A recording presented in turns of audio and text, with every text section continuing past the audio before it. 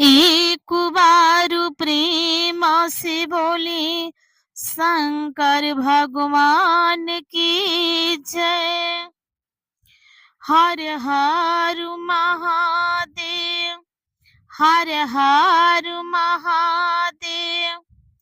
आदित्य लोकगीत चैनल के माध्यम से बाबा भोलेनाथ और संग में मैया भवानी के चरण में कोटि कोटि प्रणाम करतनी। हमार प्रणाम से इंकार हो। धरती पर बैठल धरती माता जी के चरण में कोटि कोटि प्रणाम करतनी। हमार प्रणाम से इंकार हो। स्वर्ग हरिंदर भैया लीलम दीदी जी के चरण में कोटि कोटि प्रणाम करतनी। हमार प्रणाम से इंकार हो। यूट्यूब से देख रहल बानी समाज तो गुरु बहिना गुरु भैया के चरण में कोटि कोटि प्रणाम करतनी। हमार प्रणाम से इंकार हो। आई दीदी, बहुत ही सुंदर, बहुत ही अच्छा बाबा भोलेनाथ की कथा कहानी लेकर आयल बनी। अगर तो हमार कथा कहानी रउआ लोग के अच्छा लगी तो हमरे वीडियो के लाइक कर देव जान, चैनल के सब्सक्राइब कर देव जा, कमेंट में हर हर महादेव जरूर लिखा जा दीदी। और आई दीदी, कथा चालू बा होखे वाला और कैसन लगी रउआ लोग के जरूर बताइब जान। और रउआ लोग से हाथ जोड़ के निवेदन बा जी हमारे के प्यार दुलार सपोर्ट जरूर करी जान, दी जा दीदी। उम्मीद नहीं, पूरा विश्वास बा रउआ लोग जरूर देव जान। देखी दीदी, एगो गांव रहे, वो गांव में सेठ जी रहत रहनी। सेठ जी के 4 गो लइका रहे लोग, 2 गो लइका रहे लोग, 2 गो लइकी रहे लोग। 2 गो लइका रहे लोग, 2 गो लइकी रहे लोग। दीदी देखी, सेठ जी के जवन 2 गो लइका रहे लोग, उ लोग शादी शुदा हो गई रहे लोग। वो लोग उनके बाबा भोलेनाथ बाल बच्चे भी दे देले रहना। और जवन 2 गो लइकी रहली लोग दीदी, लइकी लोग के नाम का रहे, एक जने के अमावस्या नाम रहे, एक जने के पूर्णिमा नाम रहे दीदी। अमावस्या पूर्णिमा दोनों बहन रहे लोग। बड़ बहन के पूर्णिमा नाम रहे, छोट बहन के अमावस्या नाम रहे दीदी। देखी दीदी, पूर्णिमा जमन रहली, बहुत पुण्य के काम करत रहली। जहां भी रहा तहां बाबा भोलेनाथ के, भगवान की भक्ति में मन लगौले रहा दीदी। देखी दीदी, बाबा भोलेनाथ के, भगवान के भक्ति में उनकर मन लागल रहे। बाबा भोलेनाथ के बहुत बड़हन पुजारी भक्त रहली। जे उनकर पूर्णिमा जौन बहिन रहली, पूर्णिमा बहिन जौन रहली, बहुत बड़हन भोले बाबा के भक्त रहली। और जौन अमावस्या रहली, उनके कोनो पूजा पाठ से मतलब ना रहे। जब पूर्णिमा पूजा पाठ करे चला तो अमावस्या के बड़ा जलन होखे। दीदी, जब पूर्णिमा पूजा पाठ करे चला तो अमावस्या जौन रहली, उनके बड़ा जलन होखे। तब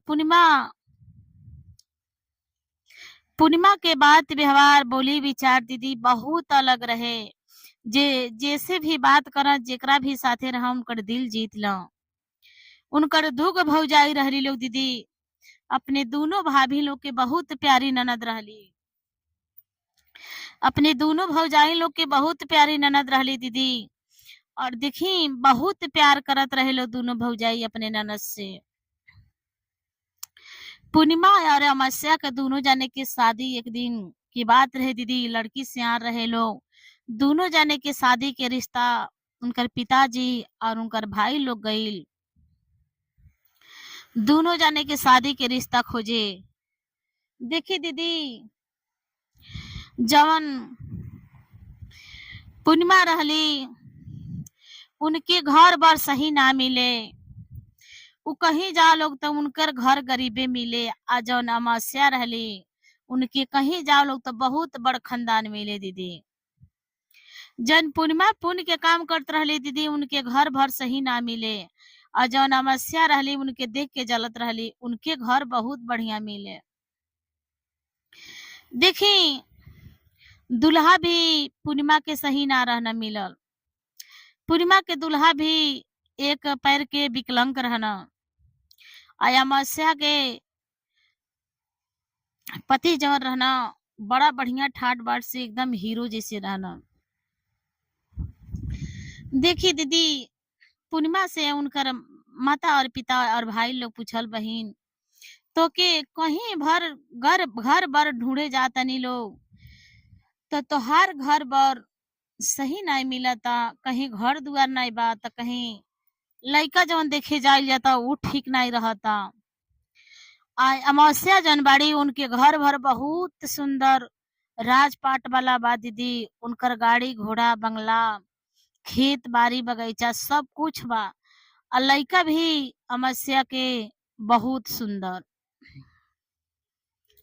पूर्णिमा से पूछा लोग, जे पूर्णिमा बहिन का कइल जा, तोहरे खातिर घर मिलता त बर नहीं, बर मिलता त घर ना, और कुछ सही नहीं मिलता।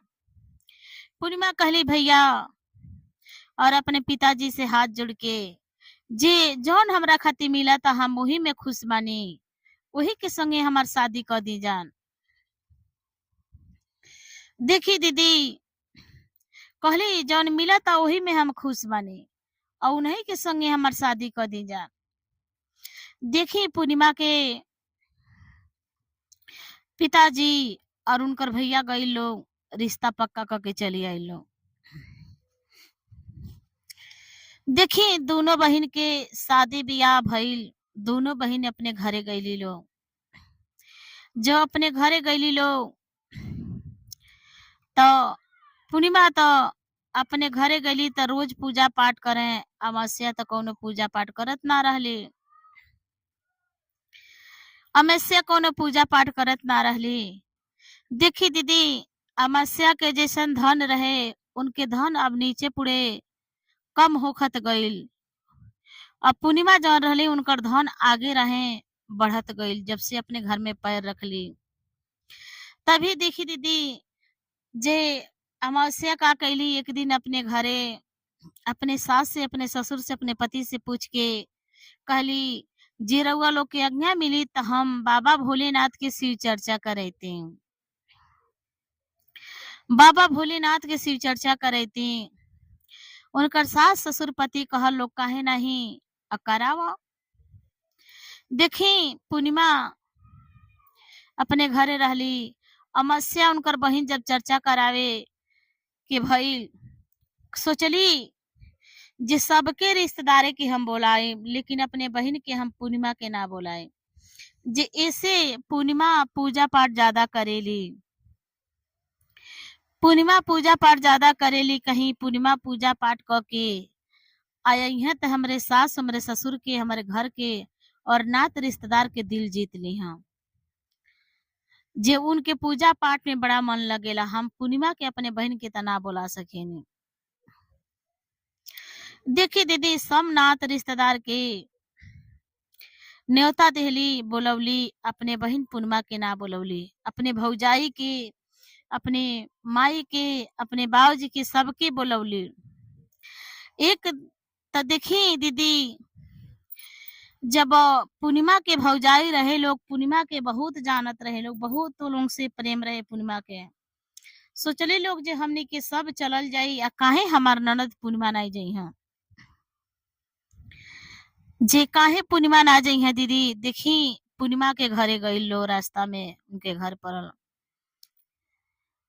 पूर्णिमा से कहा लोगे, पूर्णिमा चले के अमावस्या के घरे शिव की चर्चा होता, शिव गुरु के, चलल जा हमनी के। पूर्णिमा कहली, ना भाभी रउआ लोग जाई, हमके कौनो न्योता नहीं छी अमावस्या देले, हमके नहीं छी बोलौले। कहली लोग, ना ऐसे काहे कहतड़ू, बहन के घरे तो बिन बोलौले जा सकेलू, बहन तहार है, बहन तहार है, बिन बोलौले भी जा सकेलू। देखी दीदी, पूर्णिमा कहली ना, लेकिन उनके भाभी लगल लोग जिद करे जे ना ऐसे कैसे कहतड़ू, चले के बा। देखी दीदी, बेचारी पूर्णिमा अपने बहन अमावस्या के घरे गईली अपने भाभी लोग के साथ है। जब अपने भाभी लोग के साथ है अपने बहन अमावस्या के घरे गईली तो देखी उनकर भाभी लिया के गइल बड़ी लोग। जब अमावस्या घर में से निकलली तो देखा तड़ी पूर्णिमा हमारे दुआरे पा गई। का कैली अपने दोनों भौजाई लोग की नमस्ते मस्ती कैली, पानी उनी पिए के देली। पूर्णिमा के कहली जे तोहके हम न्योता ना दिल रहनी, अब मुंह उठा के चलते आइल बड़ू, लेकिन जहाँ हम पूजा पाठ करो, पूजा पाठ में दूरे रहिह, तू आगे शामिल मत होइह। अपन पूजा पाठ के अगरता मत देखिए जे हम ज्यादा पुजारी हैं। देखी अपने भाभी लोग के खाए पानी सब कुछ देली, अपने बहन पूर्णिमा के कुछ ना देली। उनकर बहन पूर्णिमा वही जा बेचारी भूखे बेचारी के पेट में चूहा कूदे दीदी। लेकिन बहन एगो रहली, सबके खाए के पिए के पानी द, लेकिन उनके ना पूछा ना द। बेचारी पूर्णिमा सुबेर भइल अपने घरे अली, सबेर भइल अपने घरे अली दीदी। पूर्णिमा के बड़ भौजाई अपने घरे आ गई लोग सब जने, दोनों भौजाई। पूर्णिमा के एक दिन के बात रहे दीदी, फोन कई लोग कहल गे पूर्णिमा हमारे घरे आवत, तबीयत खराब बा। छोटको नैहरे चल गई, बड़को रहली, बड़को के तबीयत खराब रहे। पूर्णिमा कहली भाभी अपने पति देव से हम आज्ञा ले ले तो जरूर आए। देखी दीदी बेचारी पूर्णिमा के उनकर पति आई ना, अपने पति से कहली जे भाभी हमार फोन करतली, भाभी के तबीयत खराब बा, और छोट वाली भाभी जो बड़ी तो नैहरे गइल बड़ी, रउआ आज्ञा मिली तो हम जैती नैहरे। कहत न पूर्णिमा के पति देव कहनी हाँ जा, काहे नहीं, केहू के दुख बीमारी में शामिल तो के होके के चाहे, जा हम घर परिवार के हम देख ले। बेचारी पूर्णिमा अपने दीदी गईली अपने नैहर। रास्ता में बाबा भोलेनाथ के खूब सुंदर मंदिर ओइजा बन गेल दीदी। पूर्णिमा अपने मन में सोचे तड़ी पहले तो एजा मंदिर रहल नहीं है, लेकिन अचानक सा कहा मंदिर यहाँ कहाँ से हो गई। पूर्णिमा सोचली जे मंदिर होई हमके काहे शायद ध्यान नहीं आवत होई। गईली बाबा के दर्शन करे, बाबा भोलेनाथ के। वही मंदिर में पुजारी रहना दीदी। बाबा भोलेनाथ के दर्शन करके निकलत अली, पुजारी का नहीं बेटा हमारे वो कहना कह देबू। पूर्णिमा कहली साधु बाबा एगो का रउर 1000 कहना हम करब, रउर बताई तो करेगे का बा। कहना देखा बेटी मंदिर में सब लोग पुजारी आवता, पूजा का चल जाता, हम बुजुर्ग आदमी हो गइल बनी, हम मंदिर में पूजा ना हम साफ सफाई नहीं कर पावतनी, तनी मंदिर साफ कर दे तू। देखी दीदी बाबा भोलेनाथ साधु के भेष ध के कहतनी मंदिर साफ कर दे तू। पूर्णिमा का कैली वही जा मंदिर में साफ सफाई के हाथ देवे लगली, साफ मंदिर कर देली, साफ सफाई। साधु बाबा से बोला के कहली बाबा मंदिर तो साफ सफाई हो गई, अब हम घरे जाते हैं, अपने नैहरे जाते हैं।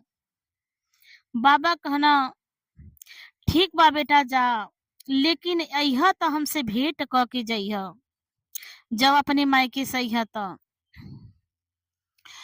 देखी दीदी जब मायके अपने गईली, अपने मायके रहली, अपने भौजाई के देखभाल कैली, खाना पानी बनौली खियौली। तलक उनकर छोट भौजाई अपने मायके से चली अली। जब अपने मायके से छोट भौजाई चली ली तो उनकर बड़ भौजाई तो अपने बड़ भौजाई से अपने माता पिता से आज्ञा ले ली, ये भाभी हम अपने घरे जाए। उनकर बड़ भौजाई आज्ञा देहली जे ननद हाँ घरे रहुआ जाए। और देखी दीदी बहुत सारी सामान उनकर बड़ भौजाई देहली, बहुत ढेर के सामान देहली पूर्णिमा के उनकर भौजाई अपने घरे लेके अली। और रास्ता में अली तब बाबा भोलेनाथ के मंदिर में गईली, साधु बाबा से कहली ये साधु बाबा हमके हम तो वजह से आ गई नी, अब फिर मंदिर में पूजा पाठ कैली, कहली ये बाबा आज्ञा दी हमके जे हम अपने ससुराल जाएं। बाबा कहना ठीक बा बेटा। बाबा का कहिना जौन अगरबत्ती जरावल जाला दीदी प्रसाद होला आ जौन जल चढ़ावल जाला, कहना ई बेटा हे जल में से थोड़ा ले ला, अपने पति के ऊपर छिचकार दीह और पैर वोर में पोत दीह, लगा दीह आ एक झोरी सामान देना बाबा। जब एक झोरी सामान लेके गईली दीदी, रास्ता में खोलनी ना घरे गईली। तब पहले गईली तो का कैली, अपने पति देव के पैर में जौन प्रसाद ले गईली मंदिर से, उ प्रसाद पोत देली अपने पति देव के। अपने पति देव के सब देही प्रसाद पोत देली। उनकर पति एकदम ठीक हो गए ना, विकलांग रहना एकदम ठीक हो गए ना दीदी। उनकर पति ठीक हो गई ना। आ जौन जवन पर जौन उनकर भौजाई झोरी में सामान देले रहली, जब उ सामान खोलली दीदी, तो खाली सोना चानी, लुगा कपड़ा, बिक्खो गहना और लइकन के खाए पिए वाला सामान, लइकन के कपड़ा लत्ता, उनकर पति के और बिक्खो गहना सब हो गए। आ जौन बाबा मंदिरों में झोरवा देले रहना, ओके जब खोलली तो खाली हीरा मोती दीदी, हीरा मोती। आ जब अपने घर और नजर उठा के ताका तड़ी दीदी, तो उनकर घर उ 2 मंजिला 4 मंजिला हो गईल। घरे गाड़ी घोड़ा बंगला हाथी घोड़ा सब कुछ हो गईल दीदी। देखी आईली त अपने भाभी के लग बहुत खुश होके फोन कैली, भाभी हम वहां सैनी हथ, हमार बहुत सारी धन हो गए। आ जन उनकर बहिन अमावस्या रहली दीदी, जन उनकर बहिन अमावस्या रहली, उनकर एकदम गरीब हो गईली, झोपड़ी हो गईल। उनकर पति के तबीयत भी बिगड़े लगल। जब सुनली अपने बहिन से जी हमार बहिन के बड़ा धन हो गई, गईली अपने बहिन पूर्णिमा के घरे अमावस्या, कहली ये दीदी पूर्णिमा हमके माफ कर दा, तार छोट बहिन है हमरे घरे गईलू, हम तार कदर ना कैनी, बाबा भोलेनाथ की चर्चा में बोलौनी तो के शामिल ना होके देनी, हमके माफ कर। हमके कौनो उपाय बताओ जे हमार पति तबीयत से बिगड़ता न, आ उनकर सब सामान हमार नाश हो गए, हमार सब धन दौलत खत्म हो गए, मड़ई के घर हो गए। कहली जा एगो बाबा भोलेनाथ दानी बानी, जे उहे सबके धन देनी। बाबा भोलेनाथ के पूजा पाठ करा, चर्चा करा और एकदम दिल तन मन से करा, जे तहर सब कुछ हो जाए। देखी दीदी उनकर बहिन वही जैसे गईली और बाबा भोलेनाथ के पूजा पाठ करे लगली। दीदी कथा गईल मन में, सोची अपन मन में।